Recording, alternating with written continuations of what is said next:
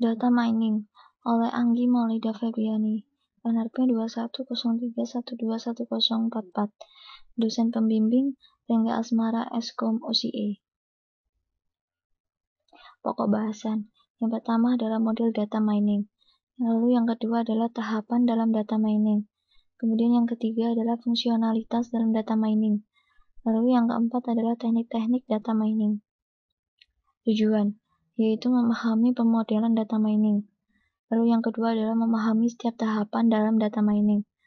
Kemudian yang ketiga adalah memahami fungsionalitas dalam data mining. Dan yang terakhir adalah memahami beberapa teknik yang digunakan dalam data mining.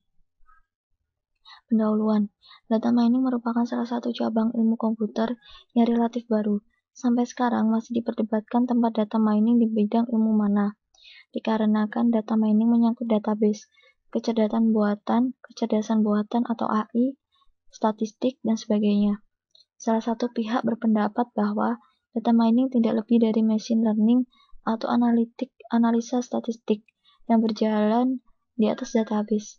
Sedangkan pihak lain berpendapat bahwa database berperan penting di data mining, karena data mining mengakses data yang ukurannya besar, dan adanya peran penting database terutama dalam optimasi query-nya. Definisi sederhana dari data mining adalah ekstraksi informasi atau pola yang penting untuk menarik dari data yang ada di database yang besar. Dalam jurnal ilmiah, data mining juga dikenal dengan nama Knowledge Discovery in Database atau KDD. Lalu latar belakang. Kehadiran data mining dilatar belakangi dengan problema data explosion yang dianggap akhir-akhir ini di mana banyak organisasi telah mengumpulkan data sekian tahun lamanya, atau data pembelian, data penjualan, data nasabah, data transaksi, dan sebagainya. Hampir semua data tersebut dimasukkan dengan menggunakan aplikasi komputer yang digunakan untuk menangani transaksi sehari-hari yang kebanyakan merupakan OLTP atau Online Transaction Processing. Model data mining. Dalam perkembangan teknologi, data mining terdapat mode yang digunakan untuk melakukan proses penggalian informasi terhadap data-data yang ada. Menurut IBM, model data mining dapat dibagi menjadi dua bagian, yaitu verification model data discovery model. Model data mining, yaitu yang pertama adalah verification model.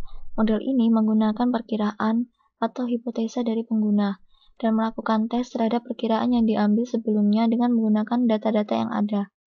Penekanan terhadap model ini ada terletak pada user yang bertanggung jawab terhadap penyusunan perkiraan atau hipotesis dan permasalahan pada data untuk meniadakan atau menegaskan hasil perkiraan yang diambil.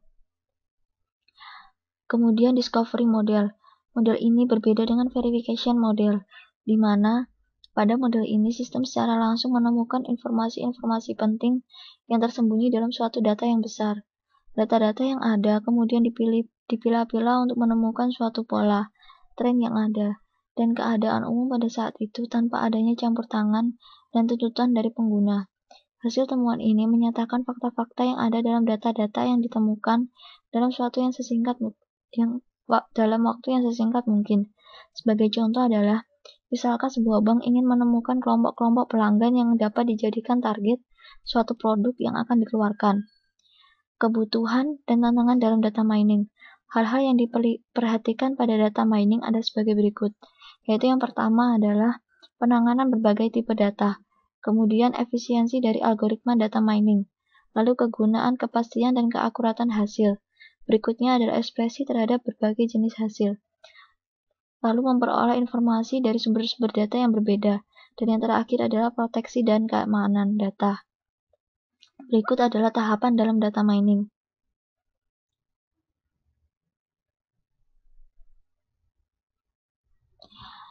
Tahapan-tahapan yang harus dilalui dalam proses data mining antara lain, yang pertama adalah basis data relasional, lalu yang kedua adalah ekstraksi data, yang ketiga adalah transformasi data, yang keempat pembersihan data, yang kelima bentuk standar, yang keenam reduksi data dan feature, dan yang terakhir adalah menjalankan algoritma. Fungsionalitas dalam data mining. Kebutuhan akan data mining semakin dirasakan dalam berbagai bidang. Data mining bersifat dependen terhadap aplikasi terkait. Ini berarti Untuk aplikasi basis data yang berbeda, maka teknik data mining yang digunakan mungkin juga akan berbeda.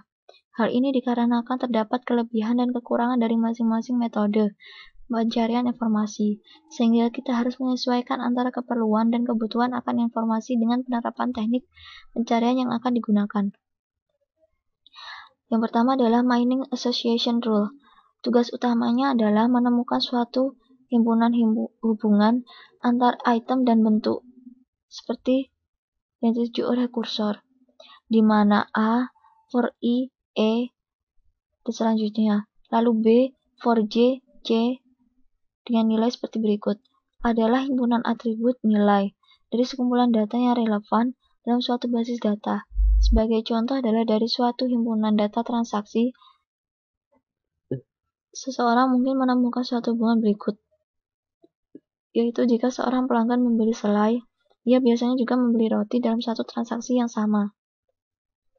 Lalu generalisasi, pencatatan dan karakterisasi data multilevel.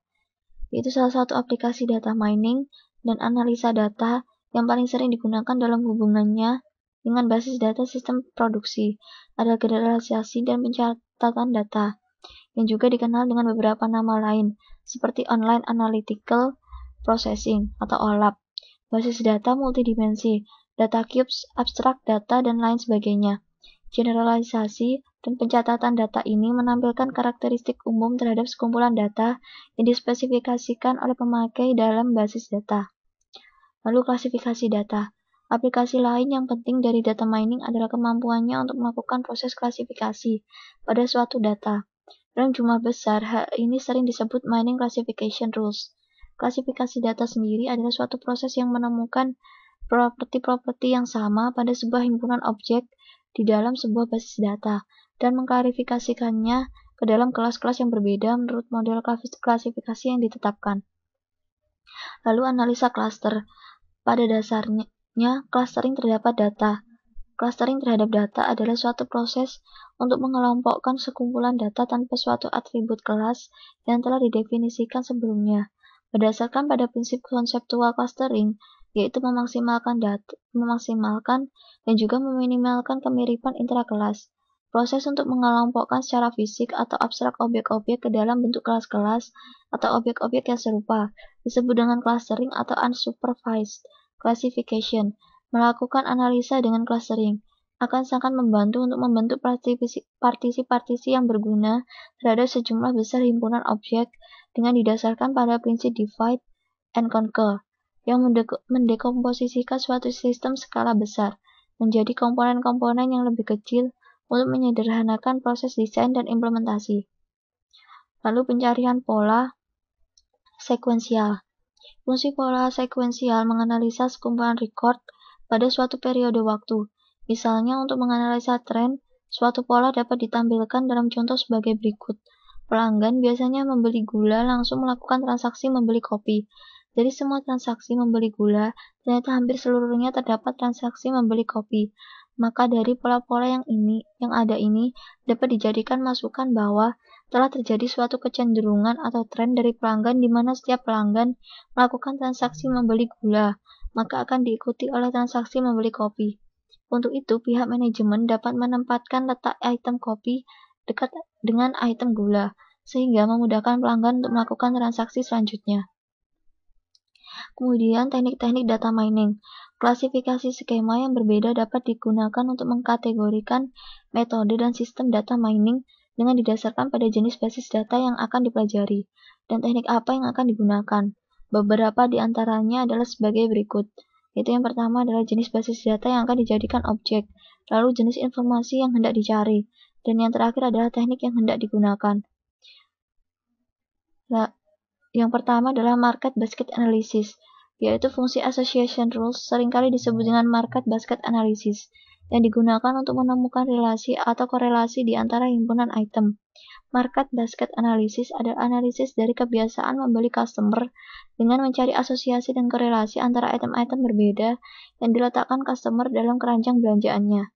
Fungsi ini paling banyak digunakan untuk menganalisa data dalam rangka keperluan strategi pemasaran, desain katalog, dan proses pembuatan keputusan bisnis.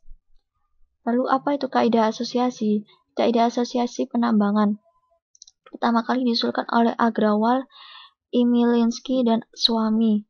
Lalu diberikan suatu database transaksi. Setiap transaksi adalah suatu himpunan item-item. Dari keseluruhan kaidah asosiasi yang memenuhi kendala minimum support dan minimum confidence yang diberikan user. Contohnya adalah 30% dari transaksi yang memuat bir juga memuat pokok 5% dari transaksi. Memuat item-item seperti berikut ini, yaitu yang pertama adalah 30% confidence dari kaidah ini dan 5% support dari kaidah ini. Kita berminat untuk mencari seluruh kaidah ketimbang memeriksa apakah suatu kaidah berlaku. Lalu algoritma a priori. Algoritma a priori yang bertujuan untuk menemukan frequent item set dijalankan pada sekumpulan data. Pada iterasi ke K akan ditemukan semua item sets yang memiliki K item disebut dengan K item sets. Inti dari algoritma a priori adalah yang pertama, gunakan frequent K min I item set untuk membangun kandidat frequent K item sets. Gunakan scan database dan mencocokkan pola untuk mengumpulkan hitungan untuk kandidat item sets. Lalu, perbaikan kinerja a priori, yaitu pertama adalah hitungan item set berbasis hash, yaitu suatu K item sets yang dihitung yang hitungan Ember hash terkaitnya di bawah ambang tidak bisa frekuen. Kemudian yang kedua adalah reduksi transaksi, yaitu suatu transaksi yang tidak memuat frekuen K item sets apapun adalah sia-sia dalam scan berikutnya. Lalu partisi, item sets apapun yang potensial frekuen dalam DB haruslah frekuen dalam paling tidak satu dari partisi dari DB. Lalu sampling, yaitu penambangan atas suatu subset dari data yang diberikan, menurunkan ambang support suatu metode untuk menentukan kelengkapan. Berikut ini adalah ilustrasi algoritma a priori.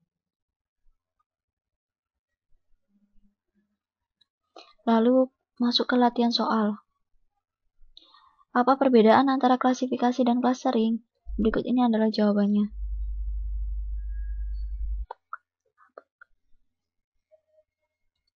Lalu apa peranan visualisasi informasi dalam data mining?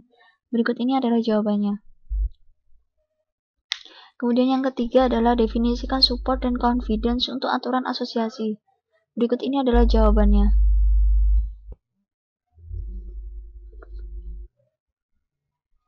Lalu jelaskan mengapa aturan asosiasi tidak dapat digunakan secara langsung untuk prediksi, tanpa analisis yang lebih lanjut atau domain pengetahuan. Jawabannya adalah karena aturan asosiasi mengcapture item atau kejadian dalam data berukuran besar yang berisi data transaksi. Sekian, terima kasih.